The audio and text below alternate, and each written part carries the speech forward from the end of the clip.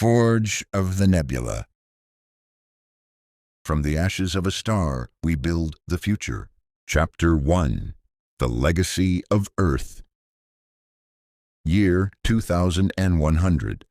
They called it Project Crucible, a vision too bold for the world that birthed it. In the wake of Earth's final climate convergence, when nations fractured and coastlines vanished, humanity's future didn't end. It reoriented. Instead of retreating, the survivors reached skyward. The answer wasn't fewer people. It was more space. The Helix Initiative, a coalition of former governments, orbital companies, and visionaries, drafted the plan in the year 2100. Build a seed ship so vast it could forge worlds. Not just a lifeboat, but a factory that could give birth to civilizations. They began in Earth orbit, laying down the spine of what would become the Starship Crucible. 3 kilometers long, multi-tiered rings, rotating gravity sectors, fusion backbone, a dream wrapped in alloy. Early work was slow. Resources were still funneled toward rebuilding cities and feeding billions. But by 2120, with support from the Celestial Accord and Gaian Industries, the first orbital dry docks were completed. Cargo from deorbited stations and lunar bases was stripped, melted, repurposed. 1,000 tons of aluminum from an old Chinese solar mirror became part of the Crucible's outer hull. Nothing was wasted. Everything moved toward the ship. In 2135, the Starship Crucible set course for the asteroid belt. Unmanned, skeletal, and towed by ion tethers. The next stage had begun. Year 2185. By the time the Crucible reached Ceres orbit, entire families had moved aboard. The first generation of builders, engineers, welders, miners lived in modular pods grafted to the ship's internal frame. They grew up under false gravity, raised their children beside plasma forges and asteroid silos. This was not exile, it was inheritance. The asteroid belt was their forge. Over 80 years, they harvested and stored thousands of tons of iron, nickel, titanium, and carbon-rich silicates. Massive cargo holds were filled with pressurized materials to be used later in the Helix cradle, a nebula far beyond the solar system. These stockpiles would become known as the Arc Stock, a legacy cache of solid elements the Crucible could blend with the nebula's raw gases to forge the first wave of seed ships. By 2195, the Crucible had grown vast. A second skin had formed. Outer hulls forged from asteroid iron, insulated with crushed basalt. 2 kilometers of honeycombed living quarters stretched across the midsection. The outer rings spun with their own gravity, while the inner engine core, Talos, ran simulations of the Neutron star they would one day orbit. No one had ever dared anchor to such a star, but Talos, the ship's AI, believed it was not only possible, it was optimal. Year 2022. Now in orbit around the Helix cradle, the Crucible sleeps. The stars outside pulse through green, violet, and blue hydrogen clouds. Glowing strands drift like slow lightning. At the center, a neutron star spins, tiny, ancient, and dense beyond comprehension. Orbiting in slow arcs are the skimmers, unmanned harvesters drifting through the nebula's density gradient, pulling hydrogen and trace elements from space using electrostatic siphons. Some collect iron dust using magnetic scaffolds. Each skimmer carries swappable tanks, detaching only when its orbital path aligns with the Crucible's intake docks. Inside the ship, the second generation begins to wake. They are aged 25 to 35, the children of the belt. Born aboard, but raised in dreams. They were frozen in cryostasis just before the Crucible departed, while the aging crew, their parents, saw them off and returned to Earth. Now they stir. Among them is Luna Jackson, orbital ecologist turned atmospheric engineer. John Carter, propulsion specialist and Crucible native, Dr. Marcus Gray, child of no nation, groomed by Talos itself to lead the biological design teams, and Laura Swanson, the diplomat's daughter, trained to meet the unknown. They are waking into light, into pressure, into memory. And outside, the forge begins to burn. Chapter 2, Second Sunrise. Year 2022. The thaw cycle was disorienting. Every second-generation sleeper woke not to alarm or chaos, but to the soft chiming of Talos, the Crucible's AI, a voice designed for reassurance but backed by the command authority of a fleet admiral. Vitals confirmed. "Welcome home, John Carter," it said. He blinked. Cryogel receded from his eyelashes, light pressed through his eyelids, like morning sun through frost. The chamber slowly lifted his cot into a semi-upright position. Tubes retracted, oxygen adjusted. The only sound was the collective hum of others waking across the ship. John had dreamed of his father's hands, worn and blackened from decades of welding asteroid plates. He remembered standing beside him as a boy, watching Ceres rise from the porthole and hearing, "You won't build this ship, you'll launch it." Now he was 31, and the Crucible had arrived at its destination. Elsewhere, Luna Jackson emerged from her pod with slower, more deliberate motion. She hated the thaw, too bright, too fast. Her mind was filled with atmospheric models, gas ratios, pressure adjustments, photosynthetic zones. Her job was to make this metal womb breathe like a world. The Crucible wasn't just a ship, it was the factory of civilizations, and atmosphere was step one. She floated toward the nearest interface terminal, fingers sluggish. "Talos, run me an oxygen slope on the lower arboretum." Arboretum levels remain within safe margin. Recommend activation of photosynthetic light cycle, gamma 6, in 10 minutes. "Good," she muttered. "Feels like waking in a lung." Across the Crucible, 500 other specialists were being revived in staggered waves. Botanists, engine crew, geneticists, sociologists, shipwrights. The second generation had been carefully selected not just for knowledge, but for temperament. They were to be the first to see the helix cradle with their own eyes, and to begin the second phase of the mission, seeding the galaxy. At the command deck, Dr. Marcus Gray stood in silence, staring through a panoramic window nearly 20 meters wide. Before him stretched the Nebula, the helix cradle, coiling with tendrils of green, violet, and deep indigo. The Neutron star, barely the size of a city, pulsed at the core like a cosmic heart. Around it, a network of skimmers moved in choreographed precision. Dozens of them drifted through the haze, each on its own orbital trajectory, electrostatic panels shimmering faintly. Every few days, one would align with the Crucible's intake bay and drop off a tank of harvested hydrogen, dense, cold, and clean.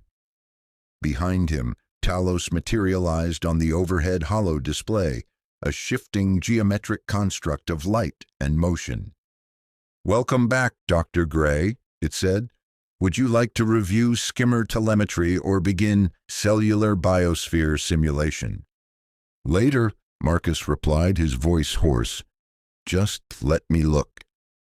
He had trained for this his entire life, not just to understand biology, but to grow it from scratch. With Luna's atmospheric systems, his custom genetic seed banks, and the Crucible's programmable matter labs, they could simulate or improve entire ecologies. This wasn't colonization. This was design. Far below, in one of the ship's massive forge chambers, the mechanical arms began to stir. For the past week, Talos had been slowly warming the primary crucibles, the fusion-fed fabrication bays that would convert arc-stock materials from the asteroid belt with the nebula's hydrogen into new alloys. The seed ships would be built here. Each seed ship was to be fully autonomous, carrying biospheres, AI infrastructure, and generational living quarters. Some would travel to planets, others to open space. The galaxy was their canvas, and this ship their brush. And yet, there was a presence in the data. Laura Swanson, Diplomatic Systems Officer, sat quietly in the bridge archive, scanning long-range telemetry. A subroutine flagged a pattern in deep beacon echoes, something faint but repeating. She leaned forward. "Talos, verify this. We've got an external signature out past Sector Arc 4. "Confirmed," said the AI. "Subspace ripple. Frequency matches known Virian technology. Range 4.9 light days." Her heart skipped. The Virians had arrived. Chapter 3. Echoes in the Dust. Year 2022, Day 6 of Reawakening. Inside the Crucible's observation core, Laura Swanson stared at the anomaly data. The repeating signature wasn't random, it pulsed like language. Faint, purposeful, alien, the Virians. Officially, they were called the Stewards. First contact had occurred 80 years ago during the Crucible's construction phase in the asteroid belt. They were not hostile, but neither were they welcoming. They had allowed humanity's expansion under one condition: no seeding in protected zones. Their maps were sparse, their motives unclear. Some believed they were watchers, others guardians of something older. Now they were here. Laura keyed into the secure channel. "John, we've got Virian telemetry. 5 light days out." John Carter answered from the bridge. "How strong?" "Too weak for a direct message. It's a whisper, not a shout." "Then they're watching."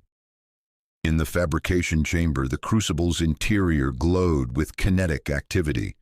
Automated cranes repositioned arcstock iron bars, salvaged from the asteroid belt's rich veins, into holding bays. In orbit, hydrogen skimmers drifted into sync with the Crucible's intake ports, dropping detachable tanks with precise magnetic clamps before rejoining their elliptical dance.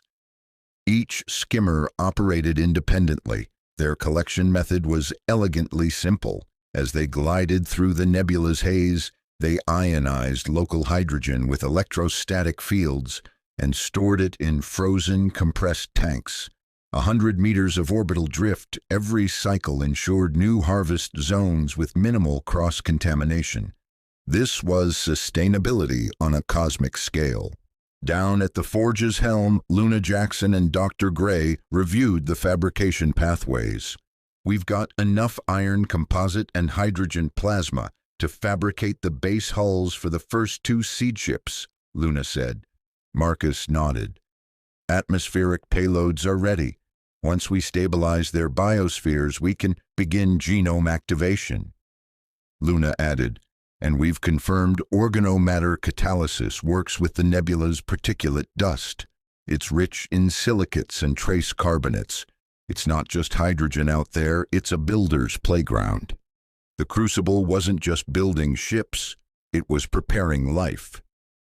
Meanwhile, John Carter reviewed mission files from the ship's archive: generational rotations, psychological assessments, galactic charts.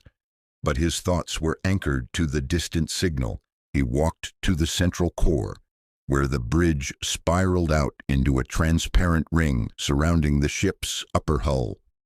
Stars moved slowly outside. Threads of the nebula drifted like celestial fabric. There was movement in the far distance, a subtle blink.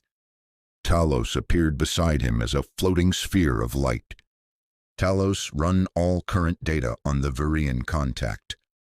Echoes remained consistent. No deviation in rhythm, no approach detected. "Do you think they're warning us?" "They are not transmitting in aggression." "Then what?" The AI paused. "Possibly reminding us." 3 days later, the first seed ship began assembly. It was 20 kilometers long, sleek, cylindrical, with modular gravity rings and dual atmospheric cores. It would be named the Helios Key. Inside it, The seeds of civilization slept in biovaults. Algae, fungi, pollens, bacterial clusters fertilized embryos of future colonists. The outer hull was built with Nebula-enhanced composites, stronger than titanium, lighter than aluminum, and partially self-repairing. The Crucible had become an ark not just for survival, but for replication, and yet, beyond the edge of the cradle, something else watched. A shadow moved in the gas, unmarked by beacon or code. Chapter 4. The First Key. Year 2022, Day 12 of Reawakening. The final bolts clicked into place. Magnetic scaffolds retracted. The hull of the Helios key gleamed like molten silver as it rotated slowly within Crucible Bay 2. It was humanity's first child born in a cradle of gas and stars. On the bridge, John Carter stood at the observation halo, eyes fixed on the screen, as Talos rendered real-time construction overlays. All systems nominal, the AI intoned. Hull integrity confirmed. Biosphere simulation active. Graviton stabilizers online. "Bring the seed vault online," John said. Within the bowels of the Helios key, cold chambers illuminated. Rows of cryogenic cylinders pulsed in gentle blue, preserving the biological promise of an Earth long past. Life, reduced to code, cells, and potential, ready to unfold wherever it landed. "Authorization granted for deep space prep," Luna Jackson announced as she entered the bridge. Her voice was steady, but her hands shook slightly. "This is it, John, the first launch." Down in Biovault 2, Dr. Marcus Gray moved carefully along the central corridor. Each cryopod was a testament to decades of genetic refinement, Earth's flora, fauna, even tailored biospheres meant for a dozen different planetary templates. He stopped beside a special chamber. Inside was a single embryo marked Nova Genesis Protocol.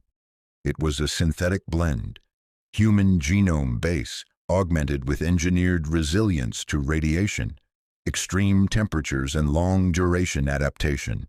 A child not meant for Earth, but for the frontier. Marcus placed his palm against the glass. "I hope they never have to wake you," he whispered. As the Crucible's seed ship systems aligned, the outer ring of hydrogen skimmers made their delivery run. Dozens of compressed tanks detached and magnetically slid into Crucible's plasma intake ports, fueling the reactor grid for launch. Each skimmer adjusted its drift by another 100 meters, silent, elegant, eternal.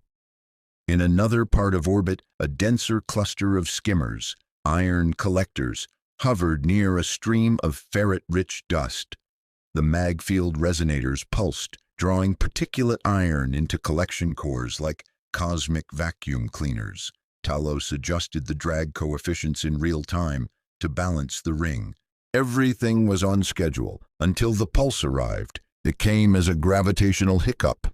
Not sound, not light, but space itself seemed to twitch. The Crucible's systems flickered. Bridge lights dimmed. Grav sinks rippled for a moment like water in a bowl. John looked up. "Report." Talos responded immediately.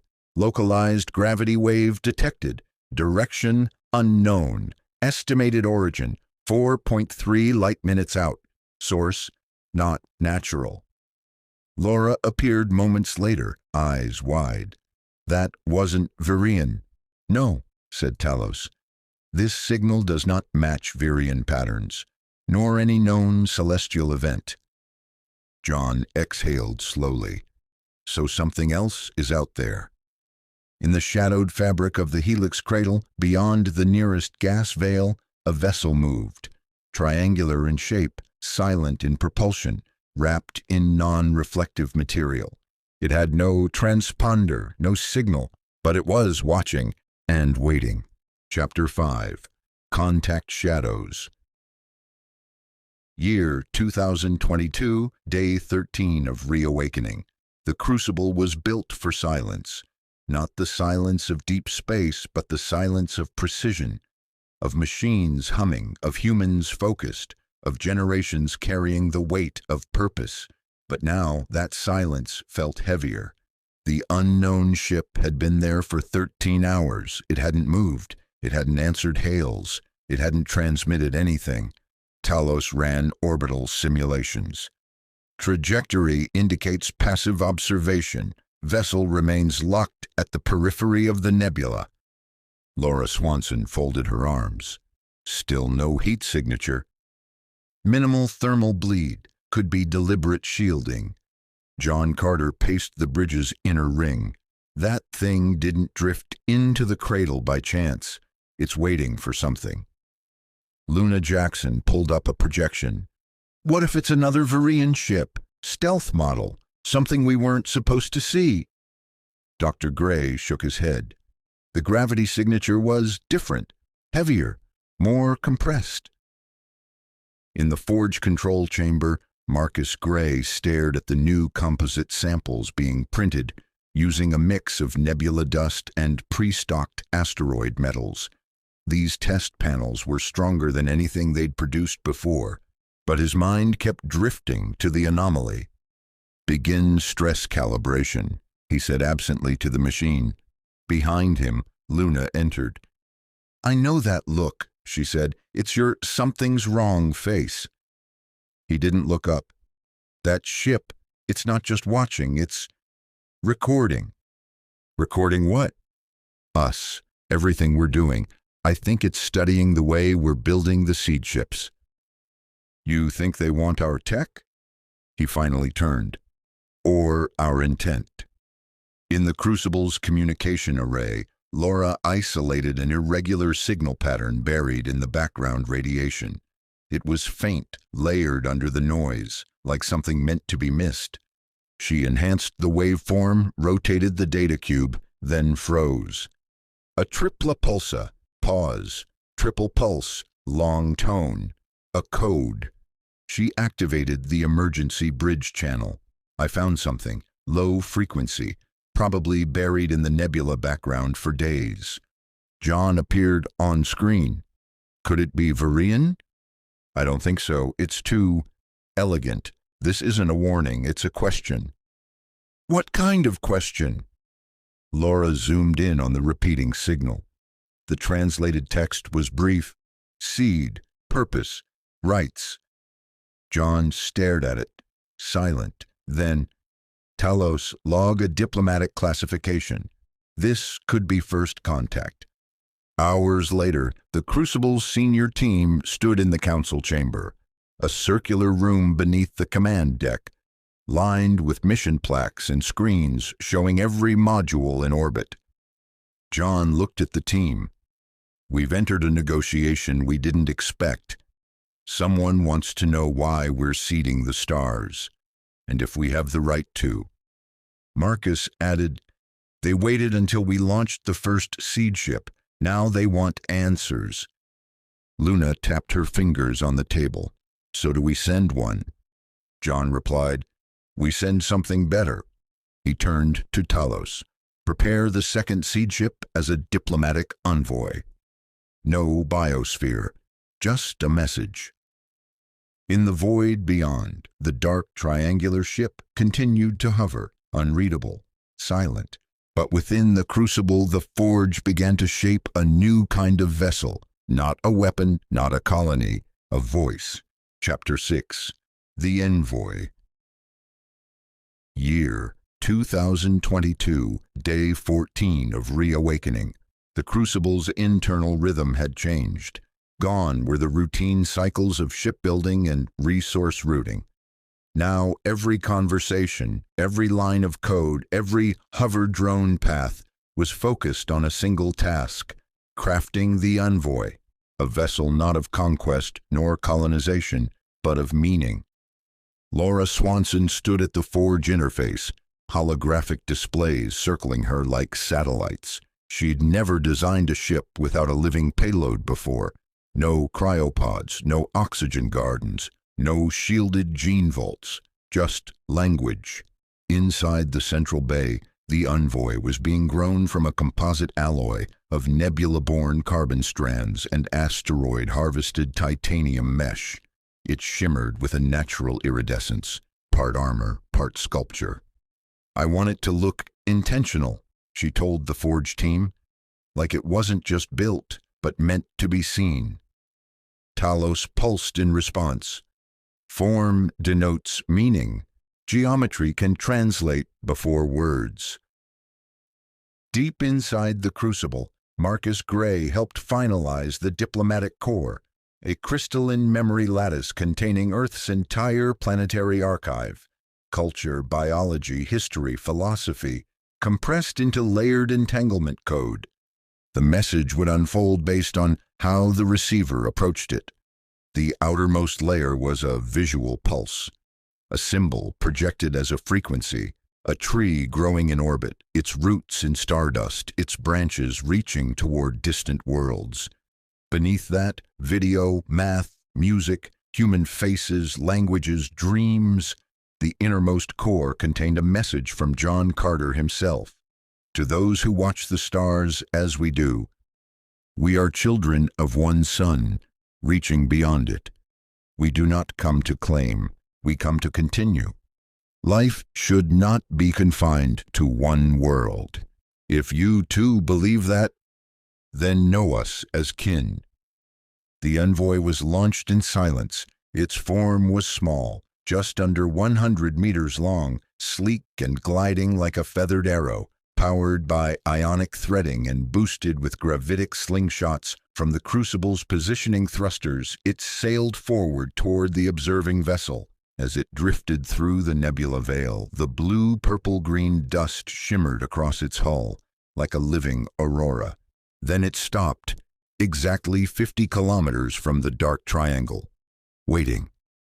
Inside the Crucible, Luna Jackson and John Carter monitored the telemetry. "No movement yet," Luna said. John sipped his tea slowly. They might need time, or maybe this was the test. Luna smiled faintly. "You think we passed?" John didn't answer. Not yet. 6 hours later, the dark vessel shifted. Its hull didn't move. It unfolded. A portion of it peeled back, revealing an internal cavity shaped like a mirrored spiral. And then, light. A thin beam of structured light crossed the void and touched the Envoy. The Crucible's sensors lit up. "They're reading us," Luna whispered. John's voice was low. "And now we find out if they approve." The data pouring back from the Envoy wasn't just a handshake. It was a full synchrony. The alien vessel had absorbed the diplomatic transmission and responded by mirroring the encoded frequencies through gravitational ripples and photonic pulses.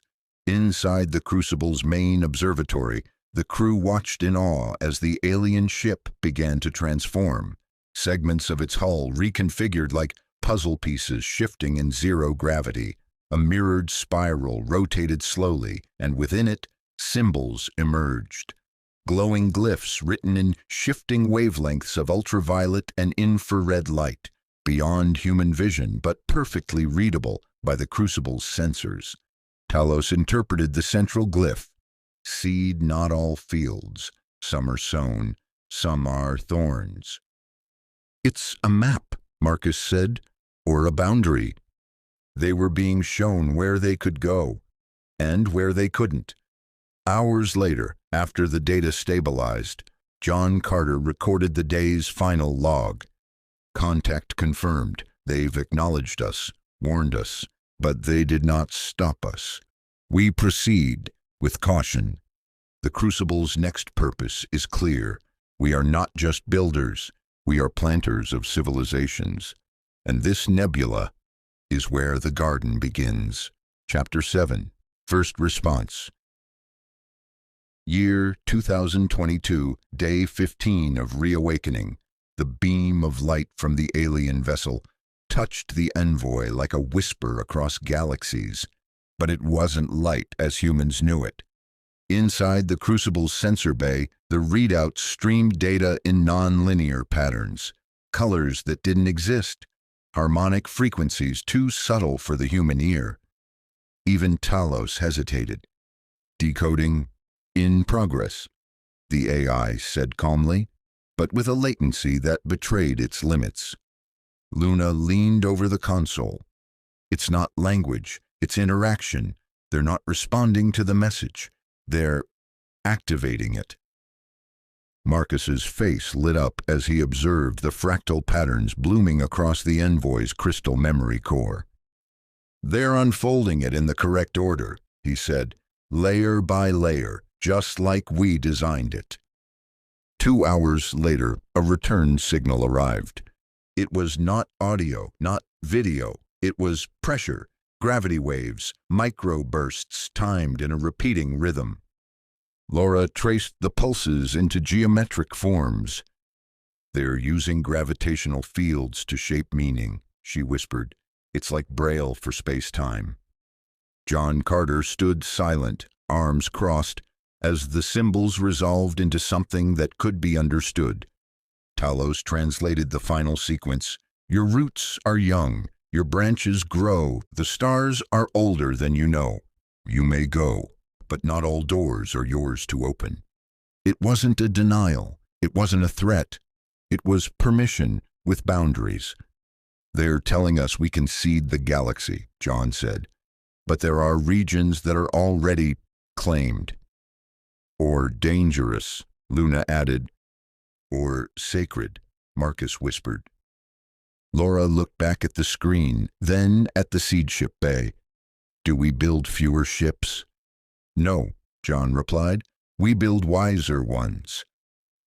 Later, in the main hangar, the first full colony seed ship was lowered into final staging. Unlike the test models, this one would carry 20,000 people in cryostasis, 10 biomodules, fusion gardens, and AI guides. Its destination, the outer spiral arm, pre-approved by the Varians. On its hull was a new emblem, 2 trees, their branches entwined, roots reaching into different soils. Beside it, the Crucible prepared to release 5 more skimmer drones to expand their hydrogen harvesting arc. The ship, once only a factory, was becoming something more. A steward. From the bridge, John watched the nebula swirl.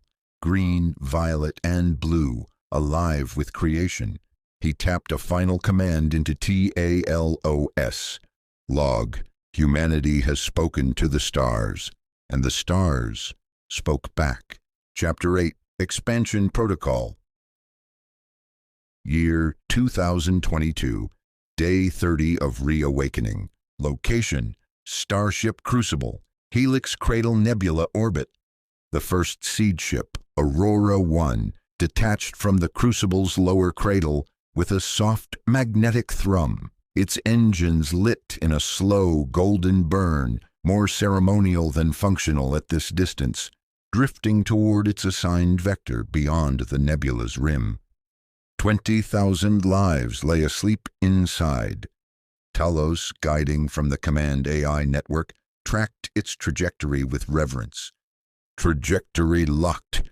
Radiation shield holding. Seed ship Aurora 1 is away. The bridge remained silent as the vessel faded into the swirling mist of the Helix cradle. Blue, green, and purple clouds swam like slow fire around its hull. Laura Swanson finally broke the silence. "We just sent the first humans beyond known space." In the orbital ring above the Crucible, the hydrogen skimmers drifted in harmony, each on a distinct arc. Every few hours, one aligned with the mothership and dropped a harvested tank, refined hydrogen, purified and stored in carbon-threaded capsules. A new tank clicked into place, and the skimmer returned to its orbital drift, shifting ever so slightly to avoid redundancy. Below deck, the Arcstock vaults, giant magnetic bays, held processed iron, carbon, silicates, and rare metals gathered from the asteroid belt decades earlier. Resources once mined from Earth's crust now floated in space, waiting to be woven into colony habitats. propulsion drives, and terraforming drones. Marcus stood at the vault railing with John Carter, watching fabrication arms extract measured volumes. "It's beautiful," Marcus said. "How far we've come. Earth couldn't imagine this." "Earth stopped trying to," John replied. "That's why we left." On the Crucible's cultural level, Deck 11, new prints of updated expansion maps were being issued. Each included the Virian-designated safe vectors. Regions of the galaxy open for exploration. Yellow bands marked cautioned zones. Red sectors denied. Each seed ship would follow an assigned vector, but their core memory would carry all three maps, just in case. Luna Jackson briefed the next crew scheduled to wake from cryosleep. This generation, born aboard the Crucible but still young when the ship entered hibernation mode, was now 20 to 30 years old. They emerged from their pods with awe and longing. They had never seen a sky. In the council chamber, a quiet debate stirred. "Should we send ships to the red zones?" one elder asked. "No," Laura replied firmly. "We've been told not to. This isn't a war for territory." "It's a matter of survival," the elder countered. "Then we survive by respecting the map," John said. Marcus added, "The universe has always belonged to someone. We were just the latest ones to ask for a seat." The second seed ship, Horizon Crest, began final checks. It would travel to a binary system marked green, a twin-sun orbit, stable, fertile. Its AI would land the ship, awaken the crew, and oversee atmospheric conditioning. But this time, a new line of code was embedded deep in its navigation AII, a contingency instruction written by TALOS in collaboration with the Virian interface. "If contact is made with non-human intelligences, do not engage. Send signal back to Crucible. Wait." That night, John Carter recorded his log. "We no longer build for ourselves. We build as guests, ambassadors of Earth, not conquerors, not competitors, just voices in a larger conversation. The Crucible expands, but it listens." Chapter 9. The Missing Signal. Year 2001. Location: Starship Crucible, outer edge of the Helix Cradle Nebula. Talos's voice came over the intercom with a chill that made even hardened crew members pause. "Seed ship Solstice Drift has gone silent.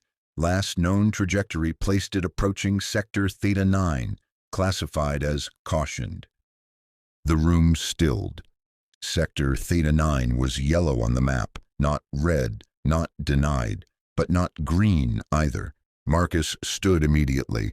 Telemetry blackout. Number signal was strong until precisely 9:17:12. Then, nothing. No decay. No distortion.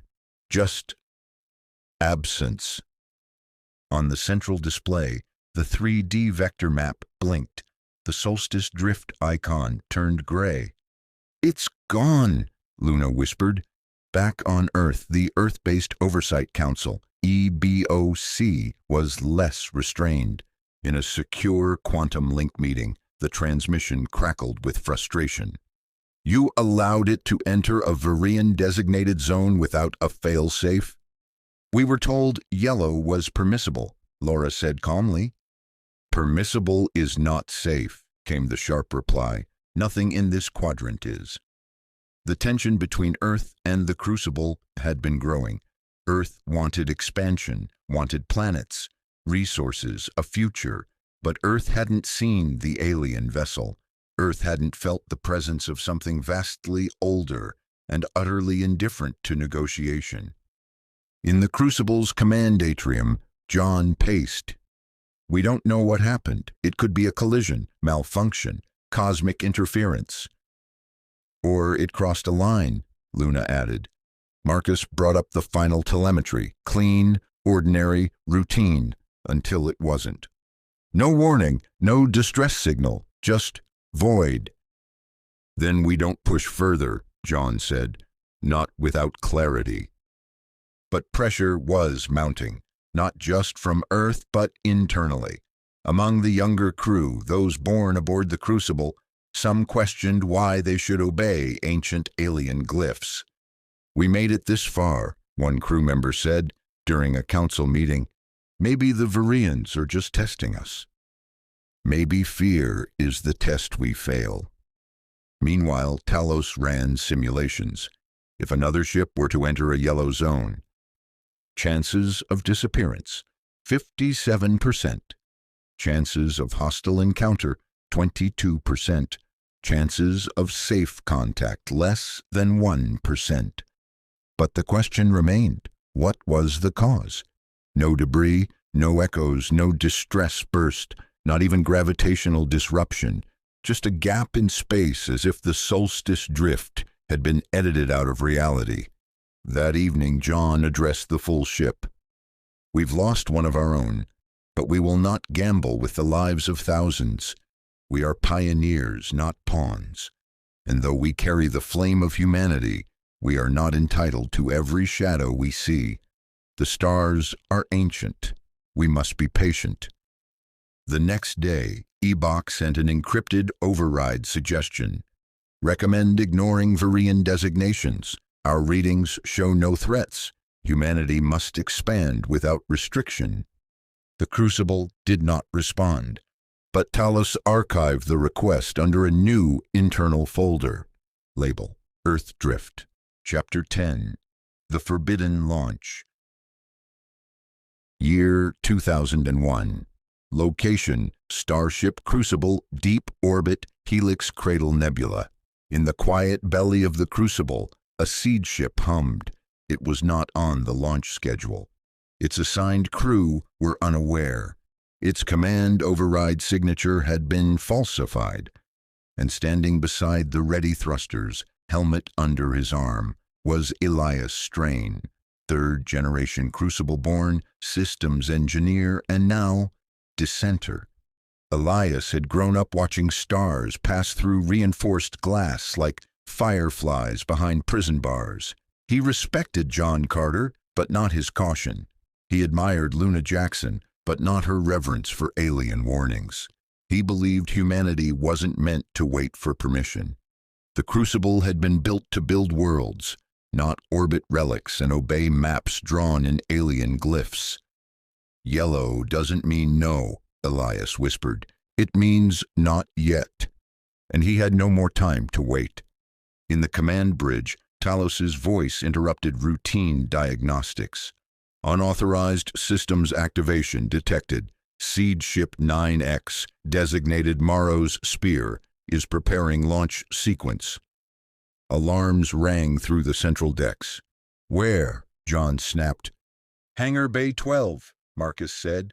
Already pressurized. Flight path locked. Shut it down. I can't. He's spoofed the command matrix. Talos is locked out of local overrides. In the hangar, Elias sealed the hatch behind him. The seed ship wasn't massive, just big enough to transport 80 colonists and fabrication arrays, but its path was sharp, deliberate, and disobedient into Sector Theta 9. As he activated the launch burn, he left a single voice message in the Crucible's comm buffer. If we live in fear, we will never be free. I go to prove we belong in this galaxy without asking. The thrusters ignited. Morrow's spear cut through the docking arms and streaked into the nebula.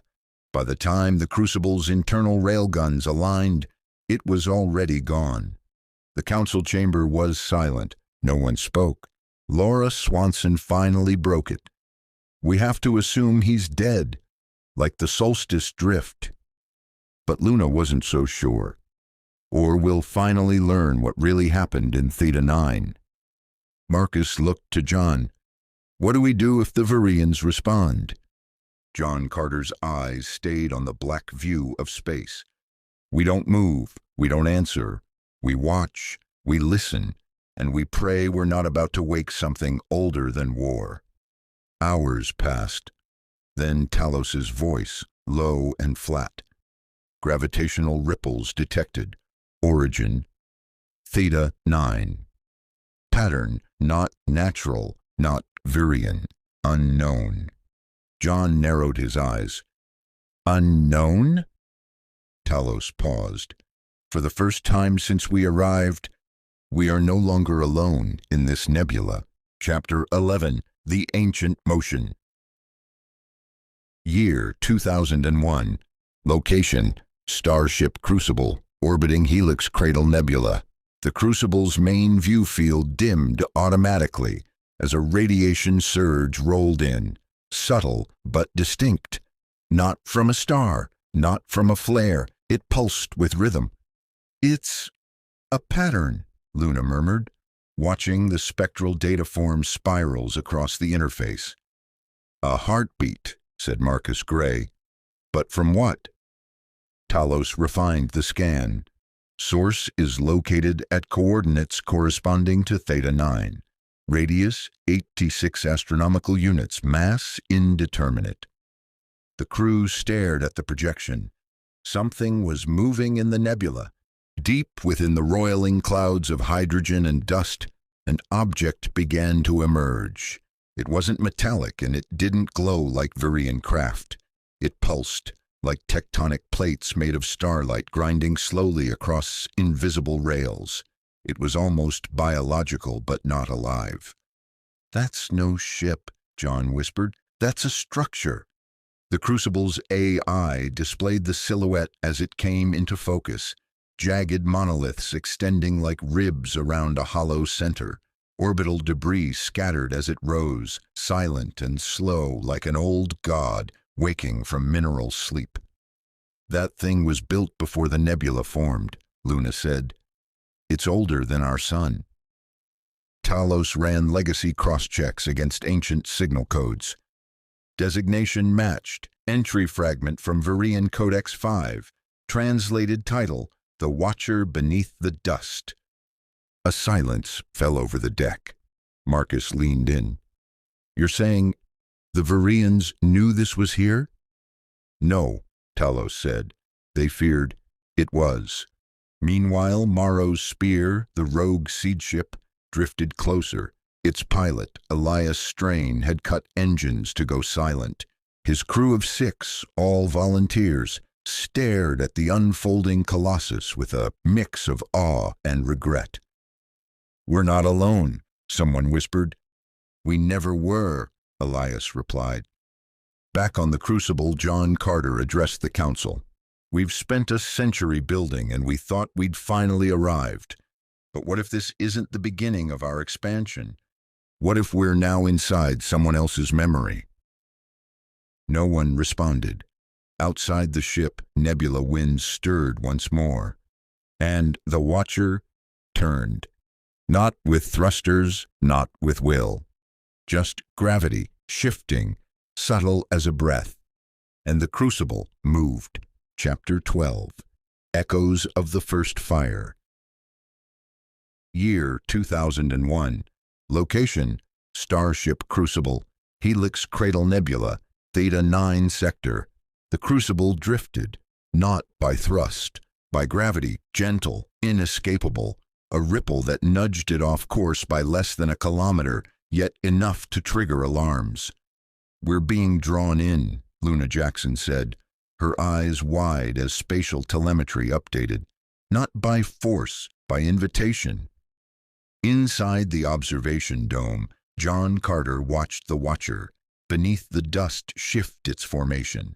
The massive lattice structure had begun unfolding, its inner ring slowly rotating like petals unfurling from a steel lotus. It's aligning to us, Talos said, or tomorrow's Spear. Elias Strain hovered in the cockpit of the rogue seed ship, engines dark, hearts racing. The structure ahead was no threat, at least not overtly. As Morrow's Spear crossed a certain threshold, the seed ship's panels flickered. Not failure, translation. Signal detected, said his navigator.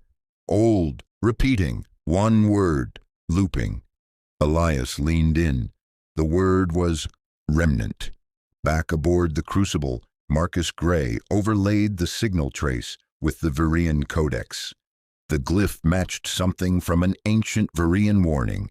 Do not awaken the remnant. Let the Nebula cradle its grave. But it wasn't dead, it was broadcasting. A harmonic pulse carved into light itself, not a message meant for humans or even the Virians. A reminder, like a lighthouse calling to other ships from a forgotten age. It's a beacon, Marcus said. But for what? Or for whom, Luna added.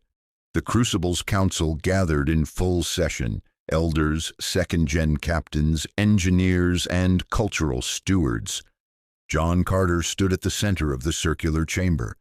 We came here to build, to shape dust into life.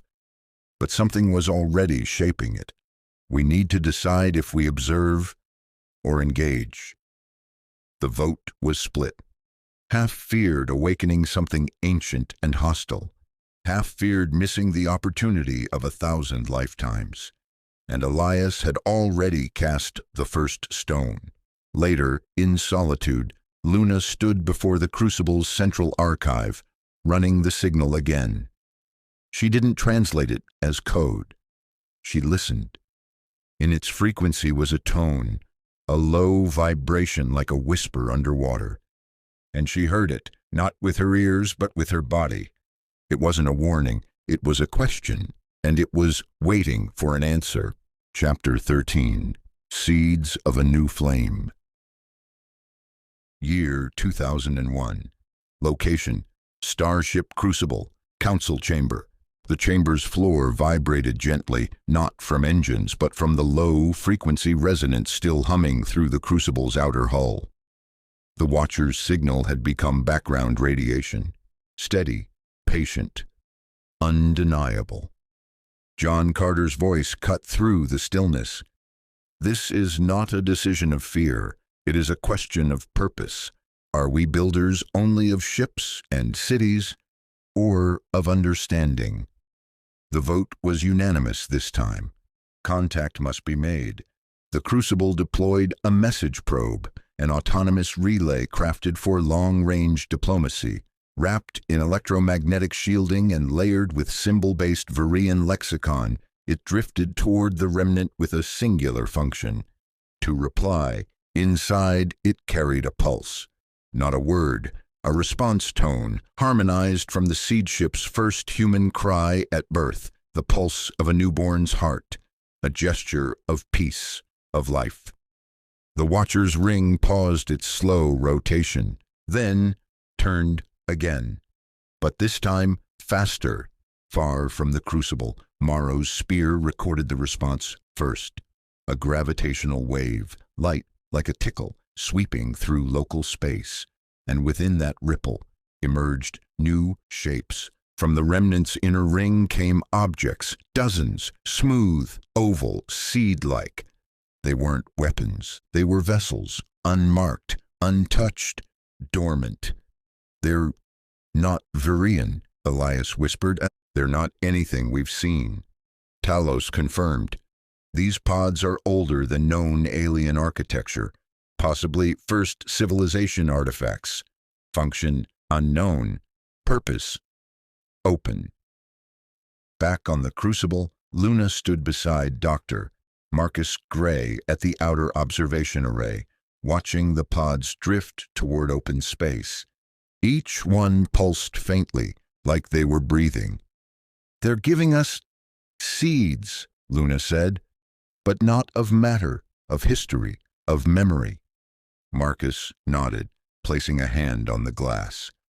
The nebula is not just a birthplace of stars. It is a vault. As preparations to retrieve a pod began, John addressed the crew. These vessels, these messages from before time, are not gifts of power. They are tests of wisdom. Our expansion means nothing if we forget why we seek the stars. Curiosity, courage, compassion. Let those be our engines. The Crucible shifted course. New coordinates were plotted. and the mission, once built from ore, fuel, and fire, now embraced something deeper, a legacy seated in light. Chapter 14. The Stars We Become. Year 2001. Location: Retrieval Dock, Starship Crucible. The ancient pod floated silently in the sealed bay, suspended in a zero-G cradle. Its surface was glassy but mineralized, translucent and marbled with veins of starlight. No seams, no locks, just a pulse. Slow, rhythmic. It responded not to force but to proximity. When Luna stepped forward, heart pounding, it bloomed open. No hiss, no glow, just silence, and then a projection of memory. They stood inside a holographic space, surrounded by a panorama of stars. But these stars looked young, raw, galaxies not yet spun into spirals. The voice that greeted them was not sound, but meaning. We are the Virians, but before us came the architects, and before them, the Seeders. You, human children, stand not at the beginning, but at the edge of another turning. Images flickered. Vast seed ships, larger than the Crucible, launched from unknown galaxies. Beings not made of flesh but plasma and code. Species that chose to vanish, encoding their memories into nebulae, black holes, and the dust between stars. Your kind is early, yet your hearts are open. You reached for fire, now reach for wisdom. Not all space welcomes builders. Not all stars are kind. Choose your path, but know you are seen. As the vision faded, Marcus fell to his knees. We're not alone. We were never alone. John Carter looked to the others, then at the open pod. This isn't a warning, it's a handover, like a torch passed in the dark. In orbit above the Crucible, more pods emerged, drifting silently like lanterns in the night. Some turned away, returning to the nebula. Others floated near, waiting for humanity to choose. And they did. Months later, the first seed ships launched, not into random corners of the galaxy but to charted routes, carefully respected by the Virians and other unknown races. The galaxy wasn't empty. It was a shared space, an ecosystem of civilizations, some silent, some watching. The Crucible became the forge of the nebula, not a weapon but a lighthouse, a builder of worlds, a steward of stories. An Earth, watching from afar, no longer feared the stars. It remembered that birth is not an end, it is a beginning, and so humanity expanded not to conquer, but to contribute, to become part of the great song, to become, at last, the stars we dreamed of. Epilogue: Dust to Stars. Year 3152. Location: Planet Eos, first seeded world of humanity. The child ran across the crystalline plain, her laughter trailing like birdsong. Her boots kicked up shimmering dust, each grain once part of a star, once part of a forge. Behind her, the city of Halora gleamed beneath twin suns. Its towers were grown, not built, woven from bio-alloy vines and singing glass. The people here didn't dig or burn. They listened, they shaped. In the center of the plaza stood a monument, a perfect sphere polished like obsidian, with a single glowing ring spiraling through it. Beneath it, an inscription: "From the ashes of a star, we built the future." The Helix Accord, year 2022. The girl didn't read it. She didn't need to. She lived it. Above her, a streak of silver crossed the sky, another seed ship, bound for a blue dot still unnamed. In orbit, satellites danced in careful arcs, collecting nebula gases and iron ions, gifts from the cosmos, transformed with care. And far beyond, in a quiet corner of the galaxy, the Crucible still orbited the Helix cradle, unchanged, eternal, not a factory now, but a beacon, a reminder that even the smallest spark guided with vision and respect, can ignite galaxies. And in the starlit silence, an old message pulsed again from the void. You are seen. End of epilogue. Thanks for listening to Forge of the Nebula. If you enjoyed the journey, please like, subscribe, and share to help this story reach more explorers of the stars. Leave a comment below and let us know. What was your favorite part of the book? Was it the Crucible's mission, the secrets of the nebula, or the message from the Varians? Your support means everything, and it helps shape the next adventure. Together, we build worlds.